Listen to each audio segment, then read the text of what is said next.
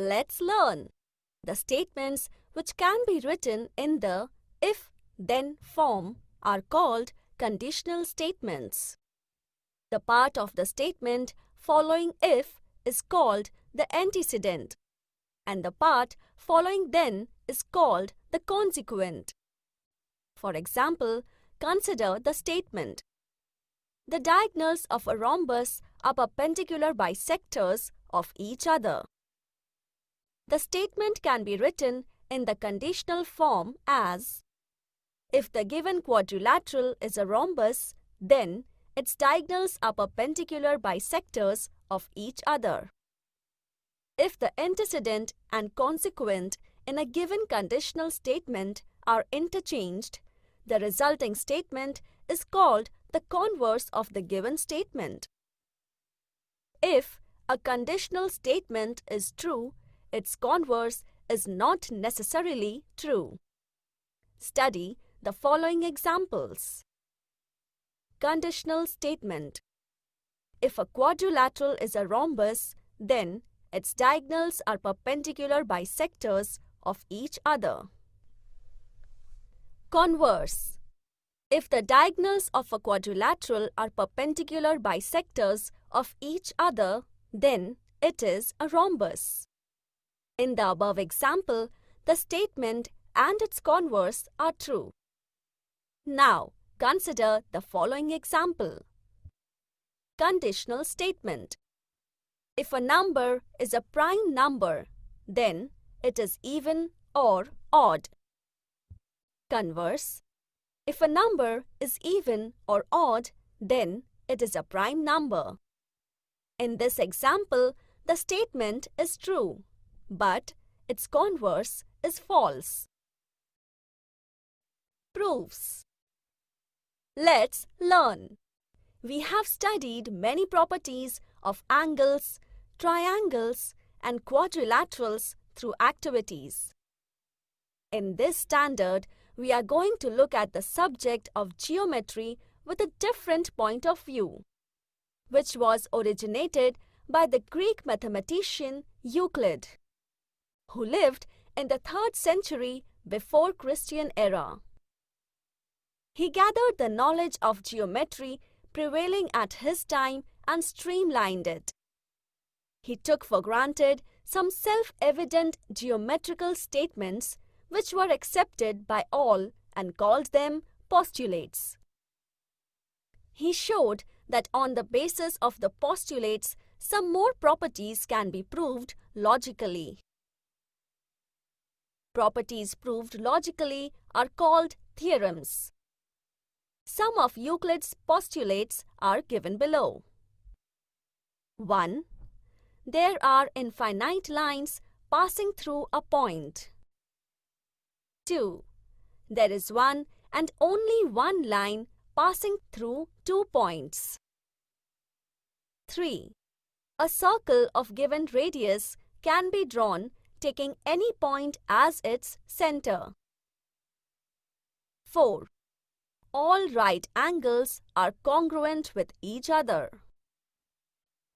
5. If two interior angles formed on one side of a transversal of two lines add up to less than 2 right angles, then the lines produced in that direction intersect each other. We have verified some of these postulates through activities. A property is supposed to be true if it can be proved logically. It is then called a theorem. The logical argument made to prove a theorem is called its proof. When we are going to prove that a conditional statement is true, its antecedent is called given part, and the consequent is called the part to be proved. There are 2 types of proofs, direct and indirect. Let us give a direct proof of the property of angles made by 2 intersecting lines. Theorem: the opposite angles formed by 2 intersecting lines are of equal measures. Given line AB and line CD intersect at point O such that A dash O dash B and C dash O dash D. To prove 1. Angle AOC is equal to angle BOD. 2. Angle BOC is equal to angle AOD. Proof. Angle AOC plus angle BOC is equal to 180 degrees. Let us mark this as statement 1. By angles in linear pair, angle BOC plus angle BOD is equal to 180 degrees. Let us mark this as statement 2. By angles in linear pair, angle AOC plus angle BOC is equal to angle BOC plus angle BOD from statement 1 and 2. Angle AOC is equal to angle BOD, that is, by eliminating angle BOC. Similarly, it can be proved that angle BOC is equal to angle AOD. Indirect proof. This type of proof starts with an assumption that the consequence is false. Using it and the properties accepted earlier, we start arguing step by step and reach a conclusion. The conclusion is contradictory with the antecedent or a property which is already accepted. Hence, the assumption that the consequent is false goes wrong. So, it is accepted that the consequent is true. Study the following example. Statement: a prime number greater than 2 is odd. Conditional statement: if P is a prime number greater than 2, then it is odd.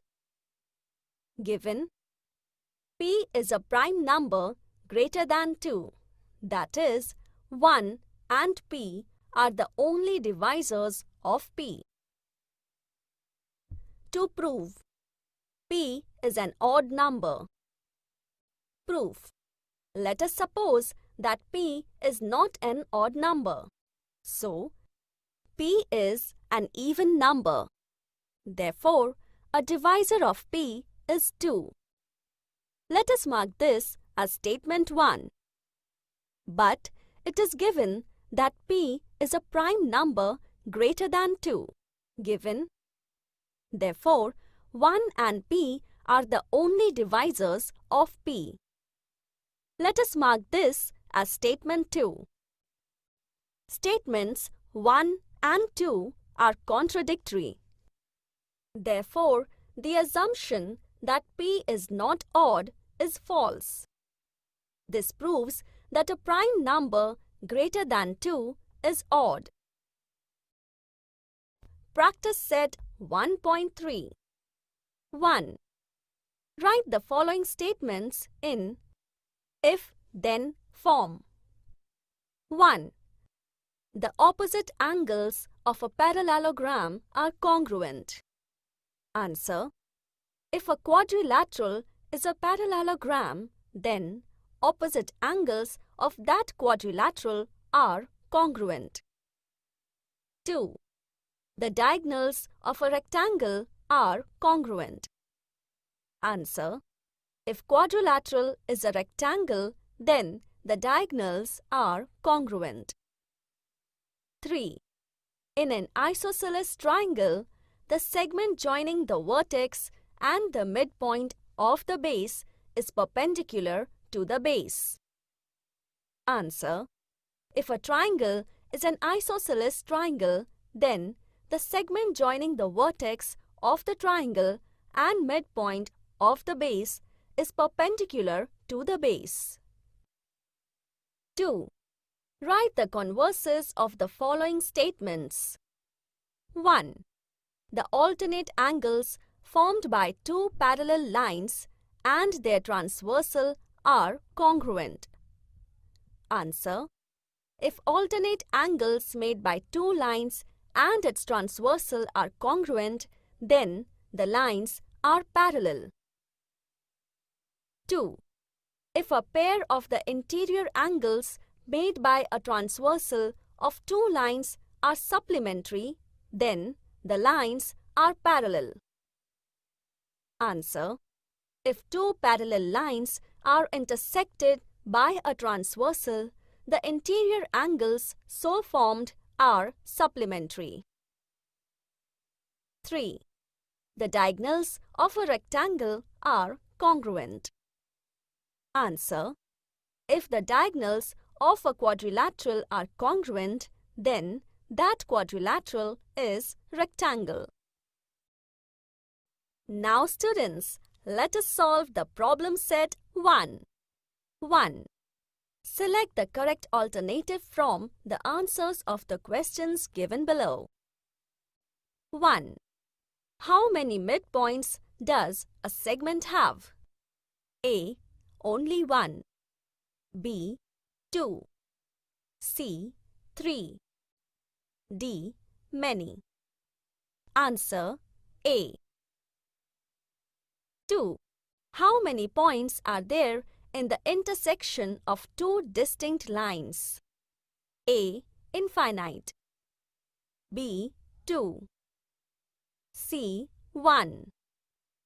D. Not a single. Answer C. 3. How many lines are determined by three distinct points? A. 2. B. 3. C. 1 or 3. D. 6. Answer C. 5.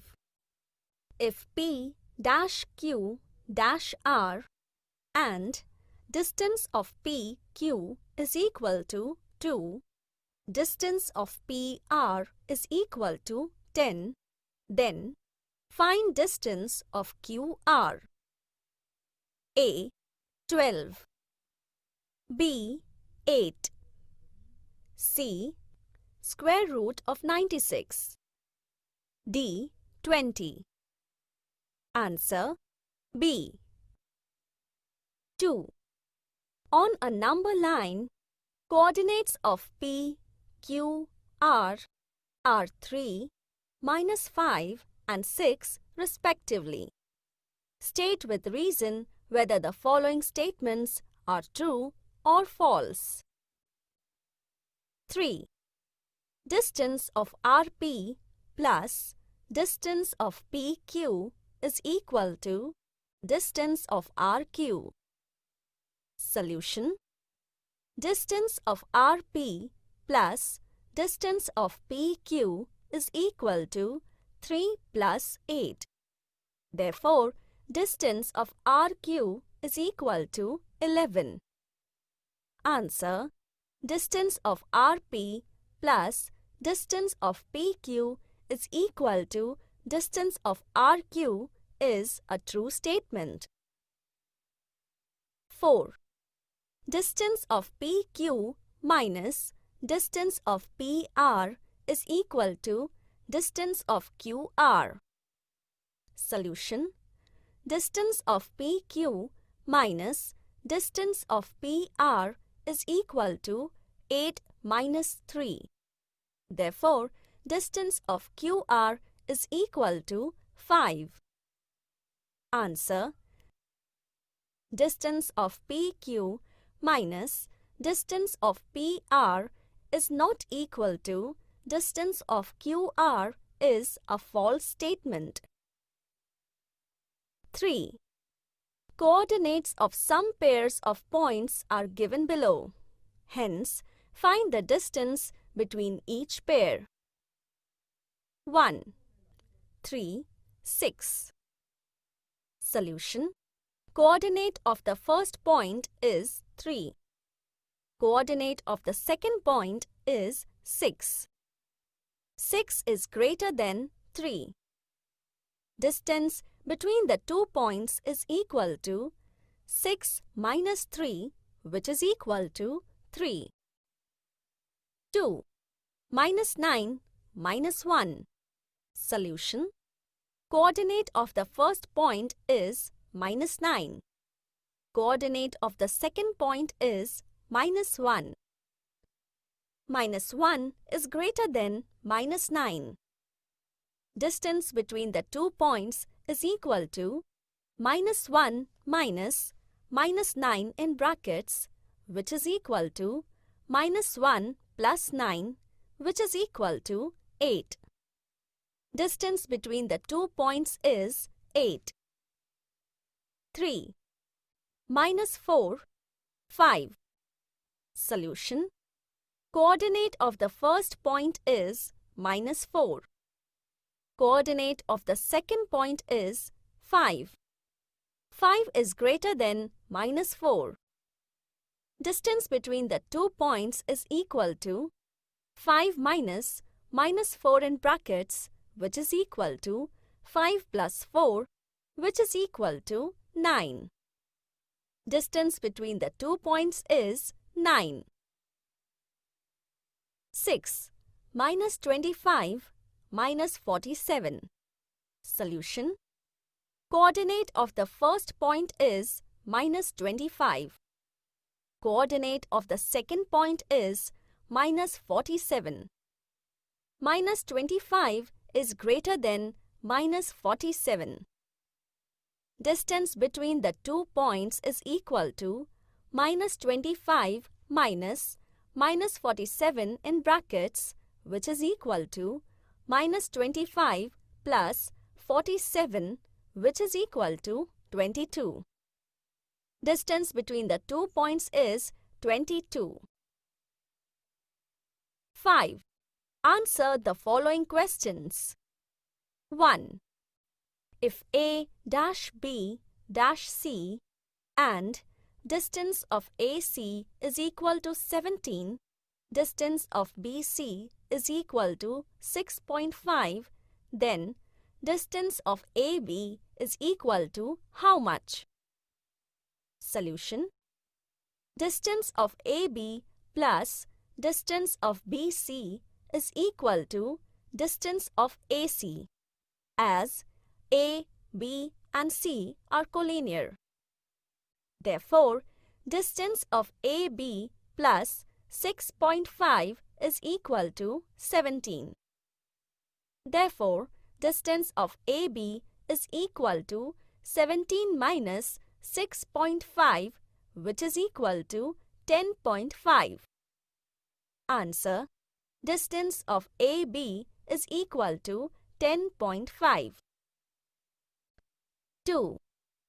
If P dash Q dash R and distance of PQ is equal to 3.4, distance of QR is equal to 5.7, then distance of PR is equal to how much? Solution. Distance of PQ plus distance of QR is equal to distance of PR, since P, Q and R are collinear. Therefore, distance of PR is equal to 3.4 plus 5.7. Therefore, distance of PR is equal to 9.1. Answer. Distance of PR is 9.1. 7. Write the following statements in conditional form. 1. Every rhombus is a square. Answer. If a quadrilateral is a rhombus, then it is a square. 2. Angles in a linear pair are supplementary. Answer. If angles are linear pair, then they are supplementary. 3. A triangle is a figure formed by 3 segments. Answer. If a figure is a triangle, then it is formed by 3 segments. 9. Write the antecedent, that is, given part, and the consequent, that is, part to be proved, in the following statements. 1. If all sides of a triangle are congruent, then its all angles are congruent. Answer. Antecedent. All sides of a triangle are congruent. Consequent. Its all angles are congruent. 2. The diagonals of a parallelogram bisect each other. Answer. Consider statement in form. If a quadrilateral is a parallelogram, then its diagonals bisect each other. Antecedent. Quadrilateral is a parallelogram. Consequent. Diagonals bisect each other.